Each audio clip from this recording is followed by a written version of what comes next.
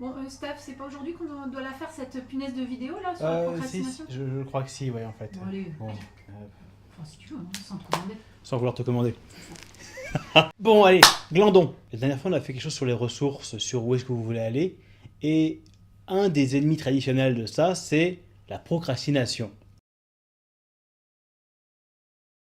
Donc la demande typique d'un client qui vient pour la procrastination, c'est docteur, enlevez-moi ça, je veux plus jamais glander de ma vie, fini, maintenant je veux être efficace et organisé. De mon expérience, quand on fait ce qu'il demande, ça marche pas. Et il y a une bonne raison, parce que quelque part, la procrastination apportait quelque chose. Procrastiner en soi n'est pas un problème, c'est le manque d'intégrité par rapport à ce qu'on fait qui en est un.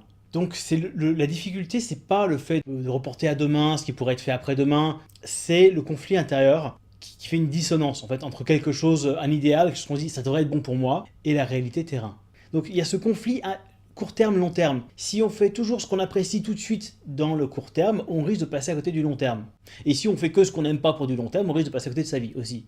Donc il y a un équilibre quelque part à trouver entre les deux. À quoi ça sert la procrastination? Donnez-moi tous les bons côtés de ça. Mais non, il y a des trucs vachement sympas. Si vous faites pas ce que vous avez dit que vous deviez faire et que vous faites d'autres choses, c'est bien que ça vous apporte quelque chose.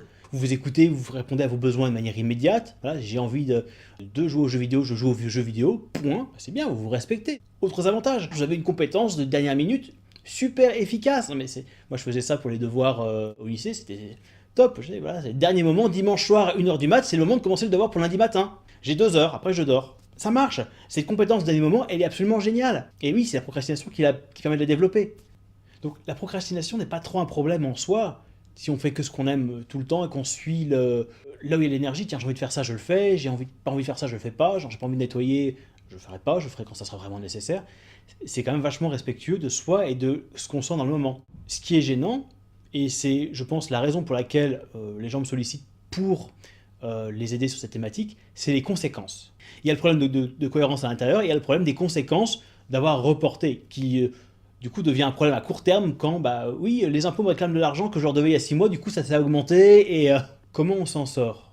Un des moyens, comme je dis que le problème c'était le souci d'intégrité, c'est d'aller vers l'intégrité. C'est-à-dire que vous fassiez plus ce qui vous plaît. Mais contrairement à avant où c'était bah, un moment je fais ça et un moment je fais ça et quand je fais l'un je m'en veux de pas faire l'autre et vice versa, c'est de faire cette jonction entre les deux, que votre envie de travailler et votre envie de glander, si jamais c'est ça, soit d'accord sur bah non c'est ok, parce que pour pouvoir glander ce soir, il faut que je travaille maintenant, et pour pouvoir retravailler, il faut que je sois en état, donc je vais prendre soin de moi, je vais jouer, je vais glander un peu là.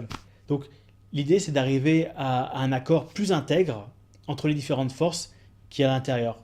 Le fait d'en écouter juste une et de vouloir foutre tout dans la poubelle, donc voilà, typiquement je glande trop et je travaille pas assez, allez on va arrêter de glander totalement, ça peut marcher, et il y a juste le risque que comme c'était important pour vous de glander, que si vous ne le faites pas pendant 3 jours, vous avez le revirement inverse au bout de 3 jours, c'est-à-dire bah, j'ai trop travaillé, je peux plus. Voilà. Donc en fait le fait de négliger une des forces qui est importante et qui est là, qui se manifeste, ne fait que secouer le truc dans un autre sens. Je ne sais pas dans quelle mesure c'est une solution. En tout cas, de mon expérience, les gens s'en sortent beaucoup mieux lorsqu'il y a une intégrité qui se développe. Lorsqu'on est d'accord avec le fait que, oui, pour avoir ça, il faut trouver un moyen de pouvoir faire les deux. Et qu'il y a un équilibre. Et si jamais on pousse trop d'un côté, eh ben, ça se répercutera aussi de l'autre. Ce qui a eu le plus de résultats de mon expérience, c'est de tout poser sur la table.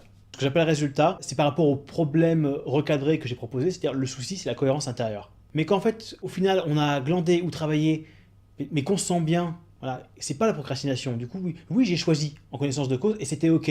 Le fait de tout poser à plat, le fait d'explorer toutes les forces en nous, savoir l'avantage de pouvoir expliciter leur intention. À quoi ça sert? Par exemple, si je suis musicien et que je me suis dit, je dois travailler mon instrument tous les soirs parce que je veux être bon et tout ça. Si je le fais pas, je me sentirai pas bien.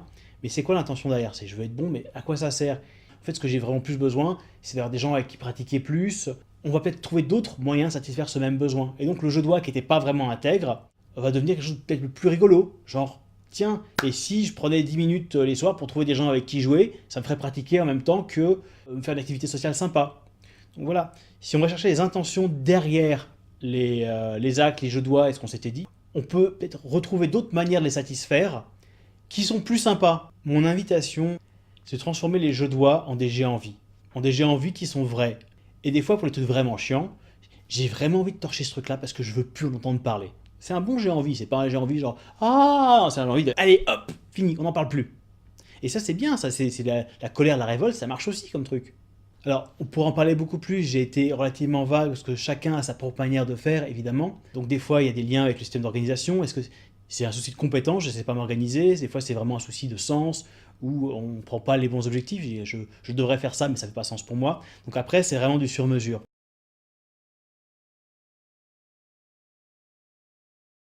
Je crois que j'avais procrastiné sur la conclusion de cette vidéo. Ça finit de manière abrupte. Non mais c'est peut-être pour le suspense pour la prochaine fois. Je glande. Tu glandes.